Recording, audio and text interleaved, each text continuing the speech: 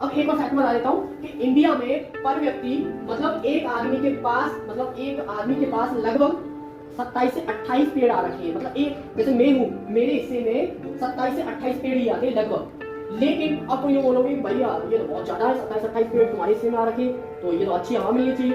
लेकिन तुम कौन होते हो बताने वाले?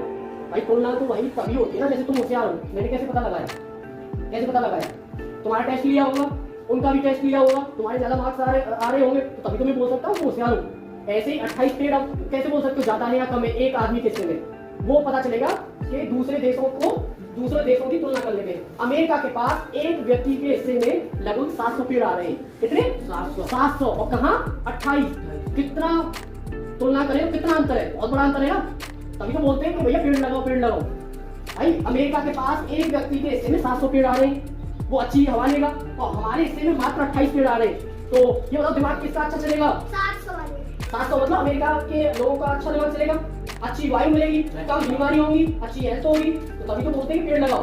अब जो हो गया, अब जो मैंने ये भी बता दिया 30 से 24% ही एरिया पर फॉरेस्ट है। तो इसलिए अभी तो तुम्हारा ट्यूशन वगैरह चल रहा है, पढ़ाई भी चल रही है, लेकिन आने वाले टाइम में जब 1 महीने बाद तुम्हारी छुट्टी होगी तो 1-2 पेड़ जरूर लगाना, क्योंकि पेड़ ही ऐसे ही फल तो देते ही है, लेकिन फल के साथ साथ हमें क्या प्रोवाइड कराते हैं? छाया, ऑक्सीजन। और ऑक्सीजन ही हमें जरूरत होती है, वो ऑक्सीजन दे रहे हैं, वो सब तक नहीं देते हैं, ठीक है। तो इसलिए हमें पेड़ लगाने चाहिए और अच्छी ऑक्सीजन मिले तभी।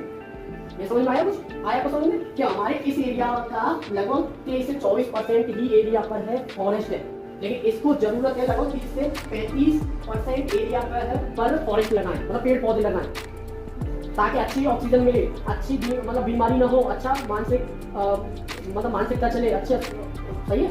और अमेरिका के पास लगभग कितने? 700 पेड़ है एक आदमी के हिस्से में। सोचो कहाँ 28 और कहाँ 700, ये ध्यान रखना, ये है।